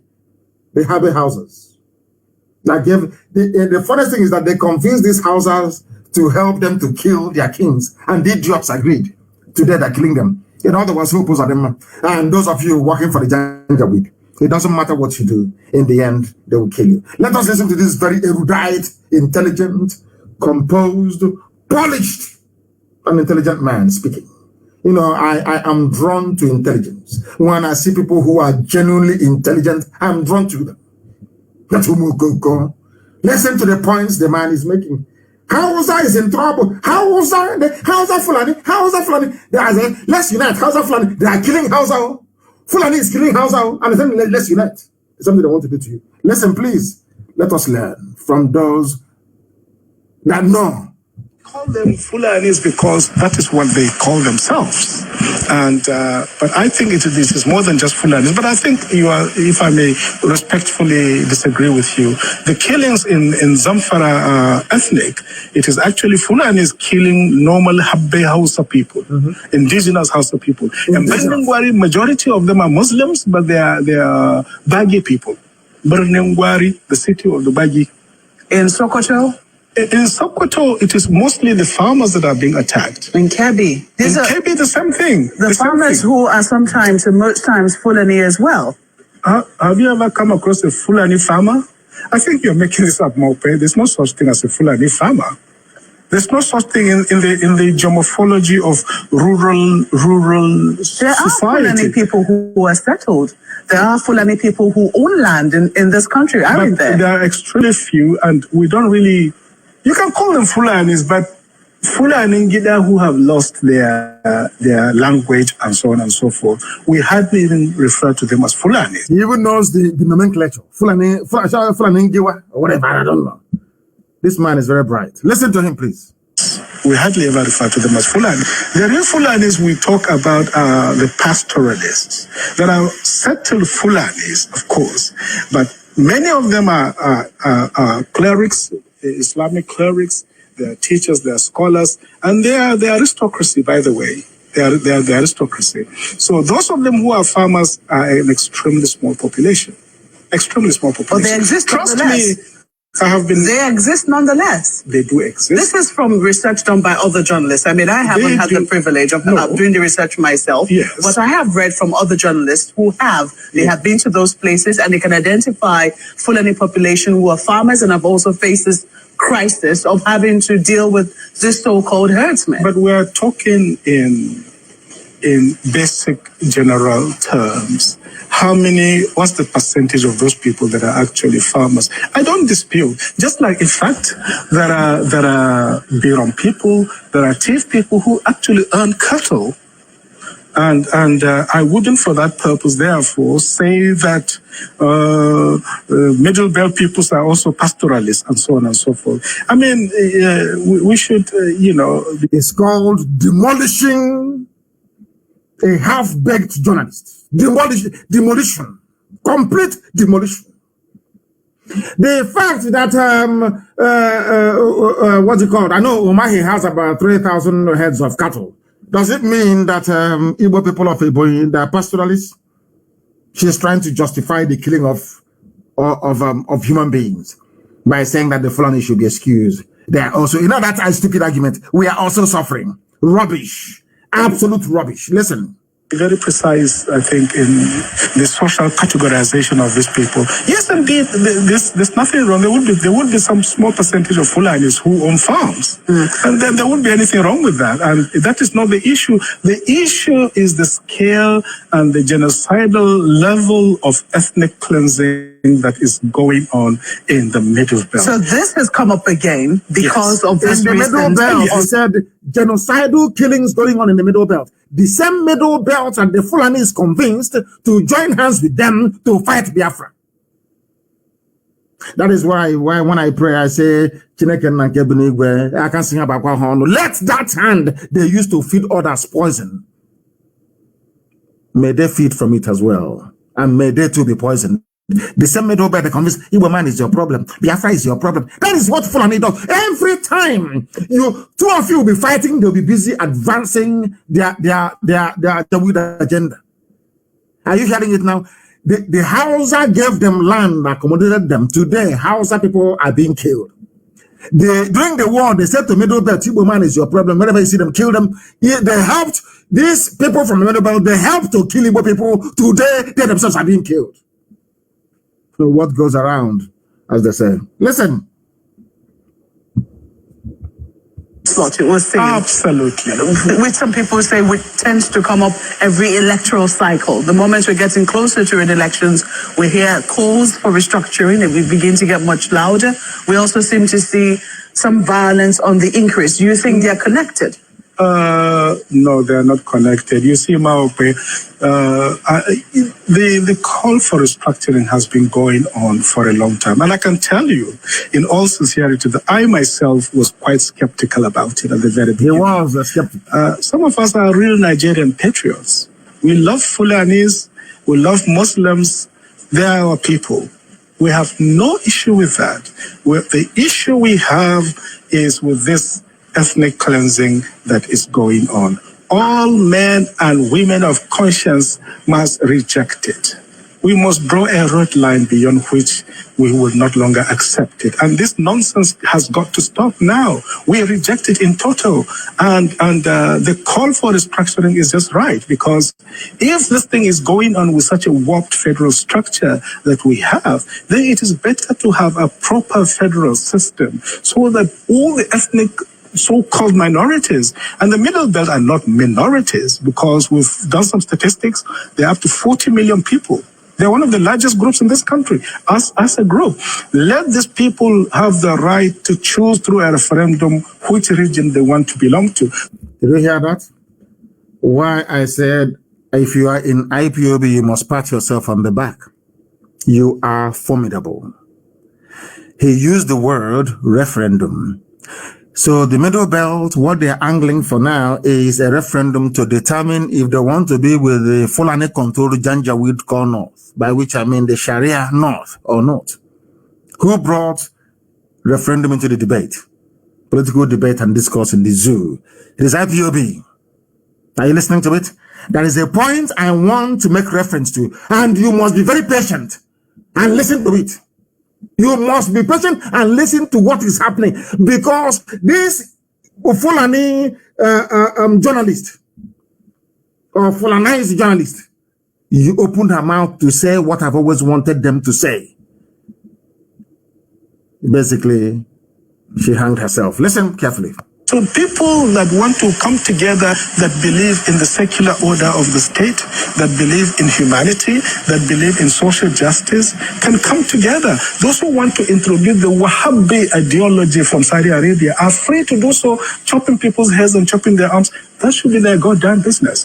But people who want to live in a civilized community should be free to come together in their own region under their own government and their own laws. It's very interesting you use the word civilized. And some people will say they take exception to that, because for them, Sharia is civilization, and they don't see anything wrong with it. Some countries have practiced it successfully. Now, I've told of Wahhabi ideology from Saudi Arabia. That is barbaric and totally... with due respect, it is, they're allowed to choose whatever. It is very barbaric. They have no rights with women. But you cannot condemn what they have chosen. It is. You cannot condemn what they have chosen. Are you listening? This woman is saying you cannot condemn what they have chosen. Why don't you allow us as well to choose if we want to live that way or not? She's from China's television. That's how they hang themselves. And she's an intellectual. Do you see the way they behave? Do you see the way they are? They know that referendum is the way to go. If the Fulani can choose to behave, to live with Wahhabi tendencies, that is their business. Also, allow me to live in the land of Biafra the way I want to live. And they're saying no. That is why you have Fulani in your bushes. That's why you have the Janjaweed in your forest. They're raping your mothers, abducting your sisters, killing your grandparents. And there is nothing you can do about it because you are in one damnable zoological republic. The more you call yourself a Nigerian, the more you're setting up yourself for destruction. If in doubt, go and ask the Habe Hausas. They are being killed today. If you're in doubt, go and ask those in the middle belt, the white people that are being killed today. Why? Because they allowed them to come in. So, all of you like Hope Uzadema. Hope Uzadema. Okay, we shall see. We shall see. That is why Sheikh Gumi can come out to brazenly and shamelessly justify the killing and raping of women and children by his own people, the bandit Sheikh. Have you seen the video of those, I call them fools in the army, Christian fools in the army praying in Sambisa forest? The same Sheikh Gumi that they are fighting for. They're in Sambisa, they are Christians from the south and middle belt fighting a war to keep Sheikh Gumi safe with his family. The same Sheikh Gumi turned around and said that and told bandits who are killing people and kidnapping school children, oh, don't worry. Those killing you are Christians in the army. Nigerian, one Nigeria. Nobody has arrested him. The man you heard his voice a few minutes ago, my Lafia, they invited him to come to DSS for questioning. Sheikh Gumi opened, he's a Nigerian, no? He is a revered, the learned Sheikh. People are so daft because a Yoruba newspaper said you should call him, he's revered. That's why you're calling him a revered Sheikh. He said that those killing them are Christians and soldiers from the south. A sheikh in the zoo, negotiating for money to, so when they give money to these bandits, he will share with them. And he's a one Nigerian. He's an intellectual, so to speak. Because I call him a learned sheikh. A black man doing sheikh in Africa. Not in Saudi Arabia, not in the UAE, not in the Arabian Peninsula. He's doing sheikh in Uguzo or in Kotangora. Mad people everywhere. Ndiara, Jupiter Benine. Sheikh Abubakar Mahmoud Gumi is angry that Nigerian soldiers of Christian, should I say, of Christian lineage, so to speak, or leaning, are killing bandits. Or killing Boko Haram, not bandits. Nobody can touch bandits. He's not happy about it. Same as the late dead Buhari. And you are in one country with them. These are your fellow Nigerians. All of you Nigerian animals, these are your fellow Nigerians, yeah? My fellow Nigerians, you have seen them. Bandits should be pampered. Oh my goodness. My goodness. They messed you people up, didn't they? The North got together with Britain. They constructed a document that handed power in perpetuity to the Fulani. And that's it. All the houses get from it is by an appendage to attach their name to Fulani. The only thing they gain is answering in the past to Hausa Fulani. They are suffering today. They're killing them too. And we have risen up to say enough is enough. And they're saying no to it. And that is why they have failed and will continue to fail. Even today, Baki people in Abuja, that the ones that own Abuja, when we said to them that the army is helping the terrorists to take over people's land, some of you did not listen. Don't push us to violence for those who are complaining. If you are not violent, I'm saying in the word, so the world can hear me. If you are not violent, Fulani terrorists will use violence to rape your mother, cut up your father, abduct your sisters, and take over your land. If you call self-defense violence, that is your business. That is your very limited and idiotic understanding of what it's all about. They have come. This is not Biafran, so these are baggy people from Abuja. You call Gwari. Don't push us to violence. Federal Capital Territory communities want Nigerian army over land. Nigerian army will come, use their uniform, use the equipment they got from Britain, from USA, from Germany, meant to fight Boko Haram, to be grabbing land for terrorists. Nigerian army. That's what they want to do in Olu. Because we drove Fulanis away from Olu, they came in to reinstate them in our land. And of course, we said no. I don't know how else you want these things explained to you. I don't know how else you want to understand this. What we are saying is as clear as daylight. As clear as daylight, you can see it very clearly. But some of you have chosen to ignore, not some of you, I think everybody now realize that there is no way ahead unless the IPOB way, referendum and disintegration. Then people can decide where they wish to belong. That taking land from Gwari people. They claim it's the North. You know all that myth about North, have we not shattered it? Shatter is gone. All that North is gone, rubbish. Now everybody to your tent, oh Israel, needs now Fulani. No more North. Yeah, you telling me that the North is one that Gwari people are complaining that army they are using army van, army uniform to take land from people to give to terrorists from Senegal, from Mali, from Niger. In your so-called one Nigeria, and you're a Nigerian, and you're proud to be a Nigerian. People with such mindset, we are those that allowed the white man to come in to take over our land. And have you all read the report? Have you all read it? Are people tried anyway? A plane crashed in Abuja. The U.S. ambassador wrote a goodwill message to Nigeria. That same ambassador is there, and the army is attacking Olo. She never said anything. UK did something. Because they know who we are. More than we do ourselves. They know who we are. They don't want Biafra to come. They represent darkness. They want darkness to prevail. They want you to be unemployed. They want our women to be going about and being useless by these idiots. They want you to be riding Okada after having your PhD. The British High Commissioner and the USA Ambassador, that is all they do. They want you to continue to suffer. They give them money from the zoo. They bribe them. Who says a white person doesn't take bribe? They take bribe even more than black people. US Ambassador taking money from Nigeria not to speak the truth. You're commiserating with them over the death of murderers who died in a plane crash, and many of them, many more will die. Come on, Bombolu again. One of your planes will also go down. All of you will die. You have not learned anything yet. Those that confronted IPOB, all of them, from Buhari to the last one, where are they today? To Junaid Buhari, they're all dead. You confront this great family, you will die in the process of it. US Ambassador is a woman.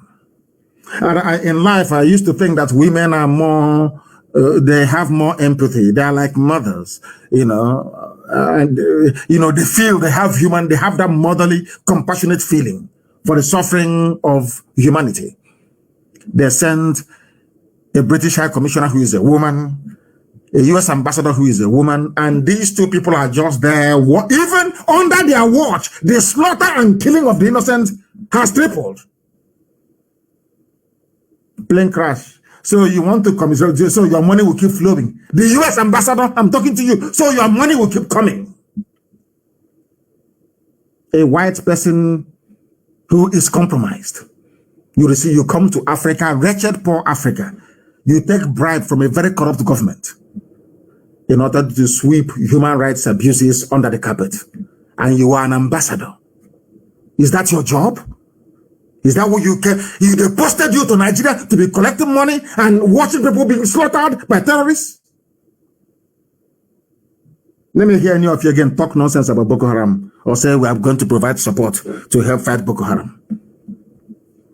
Then she never said anything when people bomb fighter jets and helicopter gunships came to Olo.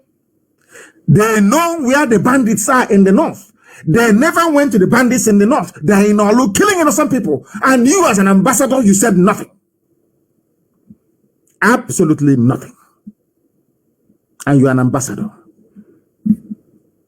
An ambassador. There is heavy gunshot and explosion in Maiduguri. Hey, hallelujah. Thank you, Lord. Anybody, if you're a Biafra, you're in the north, if you die there, you are a necessary casualty in this effort. Because only an idiot will be there. The Fulanis are killing Hausa, they are so-called Hausa Fulani. How about you? Stay in the north. They said there's a breaking news coming out now. Odom Nkechineke is writing on Facebook the explosions and gunshots in Maiduguri now. People are revolting everywhere. In office, I told you, you see Somalia? So some of you will be begging for visa to go to Somalia. You beg for visa. And so Somalia will say no. That's how evil, that's how bad Nigeria will become. How many years ago did I warn you? You thought it was a joke. People don't know what. I thought if you know what is good for you, just quietly give me Biafra, let me go.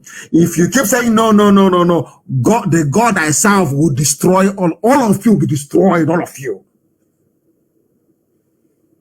Is it not happening before your eyes? Mad people everywhere. Olu raid. Army confirms airstrikes. Arrest 20 IPOB members. They just go to houses and they pick up people. They say, no IPOB family member was arrested. There is something evil. There is something satanic about a black person.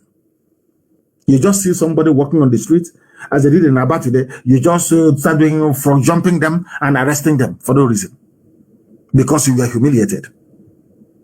I thought you said you had raided their camp and they gave money to them. You know, brown envelope journalism in the zoo, no investigation. They wrote their usual junk. Army said, where is the army in the bush? Where? Let army go and take pictures inside the bush in Olo. Let them go and do a video inside the bush. The place they claim they have retaken from ESN. Go and do video from that place. Let us see you. You go there, they will pick your flesh in pieces and put it in a bag. Liars and deceivers. The army came out today to confirm that they carried out airstrikes in Olo. Army confirms airstrikes in Olo.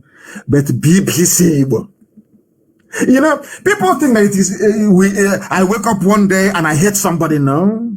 You have to be a child of Lucifer. But some of you are black, so you don't reason very well. So I will forgive some of you. Some of you that still follow BBC, but I forgive you out of your ignorance and your stupidity. BBC was instituted to make you amenable to this wave of Fulani conquest coming your way. BBC can never serve you. BBC can never serve you, not in 1 trillion years. Never, ever, ever. It can never, ever happen. They hate you with a passion. They despise you. They don't like Biafra. The reason why they do not like Biafra is because they know that Biafra is the light of the world. That is the reason why they did everything possible to cover their murderous tracks after the war. They know what they are doing. BBC is not a news organization. It is a propaganda machinery that serves neo-colonialist interest, or should I say neo-colonial interest in Igbo land. Their job is to prepare you for the takeover and for the rape of your daughters and your mothers. They are evil. BBC claim that they are objective and credible news outlet. People on the ground, we circulated videos everywhere of the army shooting from a helicopter gunship.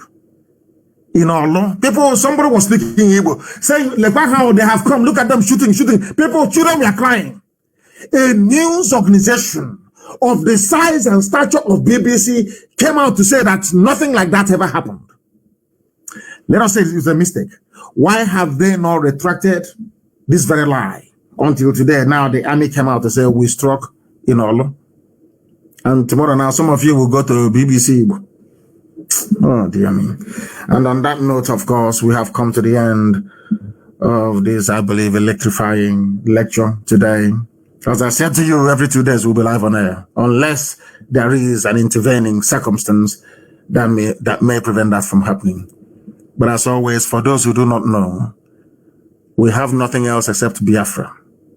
This pursuit of freedom. That is why to us, in this very noble family, the greatest family on the face of this very IPOB that changed the brain of 200 million people. Biafra to us is a religion. Biafra is, therefore, our religion. Here on radio, Biafra is where we worship, because Elohim is our God. From me, from here, it is good evening.